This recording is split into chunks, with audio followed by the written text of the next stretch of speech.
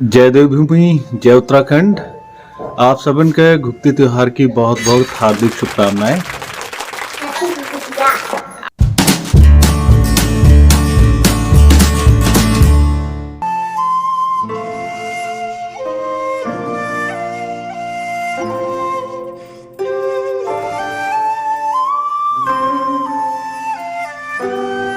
वैसे तो मकर संक्रांति हमारे संपूर्ण भारत में मनाई जाती है। भले ही इसके नाम भारत में अलग अलग जगह पे अलग अलग हों, लेकिन मनाए जाने की वजह तो एक ही है। और हो भी क्यों ना, हमारा भारत ठहरा कृषि प्रधान देश, जहाँ के फेस्टिवल उत्सव कृषि पर ही आधारित हैं। इसकी रुपाई कटाई पर ही हम मनाते हैं सारी तरीके के उत्सव और पूरे परिवार के साथ इसको सेलिब्रेट करते हैं, लोगों में मिठाइयां बांटते हैं। उसी तरह हमारे पहाड़ पर भी ये फेस्टिवल मनाया जाता है, जिसका नाम है घुघुतिया। आज हम आपको इस घुघुतिया फेस्टिवल के बारे में संपूर्ण जानकारी देंगे। उसके साथ ही साथ इससे जुड़ी एक कथा भी सुनाएंगे जो बहुत प्रचलित है। तो आइए सुनते हैं घुघुतिया की कहानी।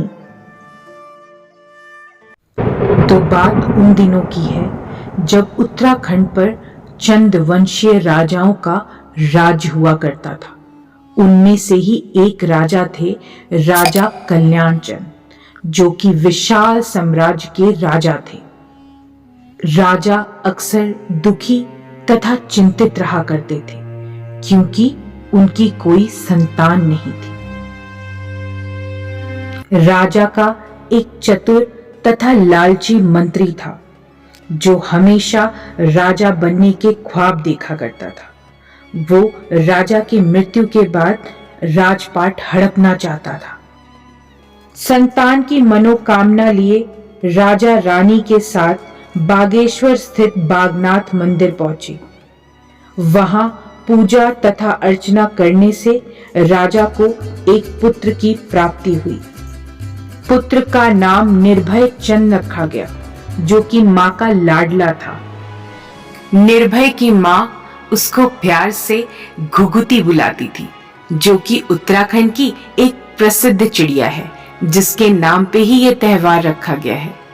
घुघुती के गले में हमेशा मोतियों की सुंदर माला पड़ी रहती थी, जिसको वो बहुत पसंद करता था।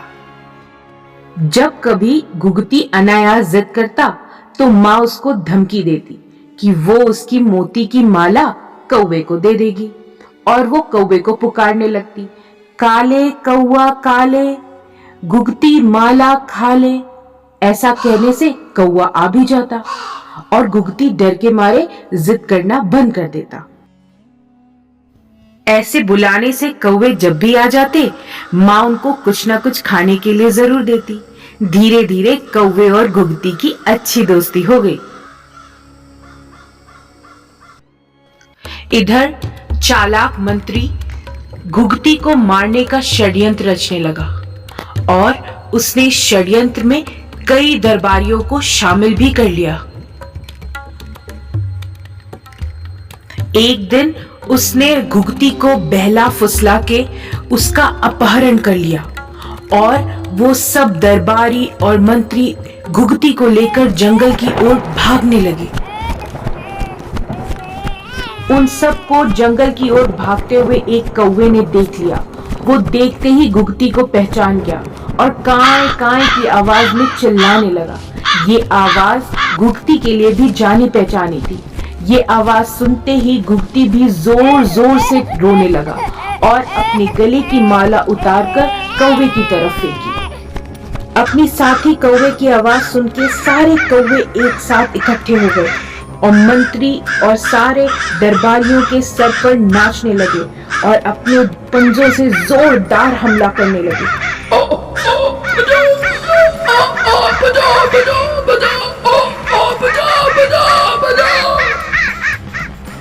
कौवों के हमले से वो सब घुघुती को वहीं जंगल में छोड़कर भाग निकले।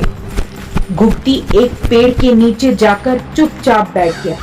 सारे कौवे उसी पेड़ पर उसकी सुरक्षा करने के लिए बैठ गए। तभी उनमें से एक समझदार कौवा घुघती के गले में पड़ी मोती की माला ले उड़ता है और सीधे पहुंच जाता है राजा रानी के पास महल में, जो कि घुघती के ना दिखने पर बहुत ज्यादा चिंतित और विचलित हो रहे थे। कौवे के मुंह में माला देख राजा खतरे को भाप गए। कौवा उनको दिशा दिखाते हुए जंगल की ओर ले जाने लगा। राजा घोड़े पे सवार होकर फौरन तेजी से घुघती की तरफ भागे। राजा और रानी को घुघती हिफाजत से उसी पेड़ के नीचे सोता मिला, जिस पेड़ की रखवाली सैकड़ों कौवे ऊपर बैठकर कर रहे थे। राजा और रानी घुघती को पाकर बहुत खुश हुए। कौवों की इन समझदारी से घुघती की जान बच गई। महल लौटकर राजा ने मंत्रियों और दरबारियों को मृत्युदंड सुनाया और कौवों को खूब सारी खाने की चीजें बांटी। फिर क्या था, ये बात मानो आग की तरह पूरे राज्य में फैल गई। लोग इस बात की चर्चा करते न थके। कौवे की खूब प्रशंसा हुई और इस दिन को उस दिन से त्योहार की तरह मनाया जाने लगा पूरे उत्तराखंड में। कुछ लोग इसको घुघती कहते हैं, कुछ उत्तरायणी, कुछ खिचड़ी, कुछ मकर संक्रांति। नाम कई हैं। पूजा अर्चना भी होती है और प्यारी प्यारी मीठी मीठी घुघती बनाई जाती है। आप भी देखिए ये घुघती किस शेप में और कैसे बनती है। आटे में ये गुड़ का पानी मिलाया जा रहा है। इसी से आटे को अच्छी तरीके से गूंदा जाता है और इसमें सौंफ या आप तिल जो भी मिलाना चाहें आप मिला सकते हैं। थोड़ी सी सूजी मिलाएंगे तो ये और क्रिस्पी बन जाती है। ये पारंपरिक तरीका है घुघती बनाने का। और इसके बाद इसको शेप देंगे, वो भी आप देखिए। फिर इसको तलेंगे।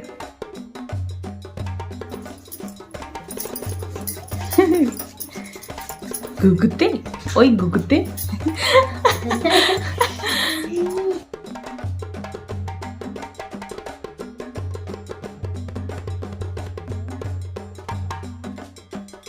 गर्मा गर्म करारी करारी मीठी घुघती बनाने के बाद इन घुघतियों की माला गढ़ी जाती है।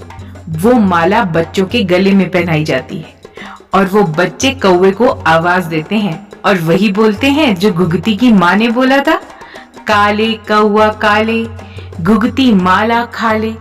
और इसी तरह कौवे को फिर से बुलाया जाता है, उनका धन्यवाद किया जाता है और तरह तरह के अच्छे अच्छे पकवान खिलाए जाते हैं।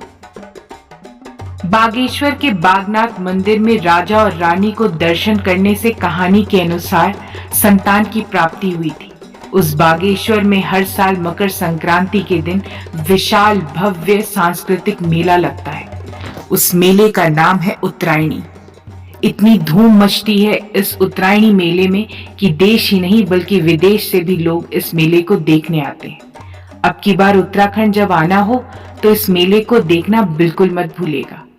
इतने सारे cultural activities, folk culture activities देखने मिलेंगे कि आपका मन खुश हो जाएगा। उसी के साथ साथ अब आपसे अलविदा लेने का समय है। ये वीडियो देखकर अगर आपको घुघती से रिलेटेड बचपन की कुछ यादें याद आ गई हो तो जरूर बताइएगा कमेंट बॉक्स में। उसी के साथ साथ जो लोग पलायन करके उत्तराखंड से जा चुके हैं उनको भी ये वीडियो जरूर भेजिएगा ताकि उनको ये त्योहार फिर से याद आ जाए। आपसे अब अलविदा लेते हैं अगले वीडियो में मिलने के वादे के साथ। इसी के साथ साथ आपका दिन शुभ हो और हैप्पी घुघतिया।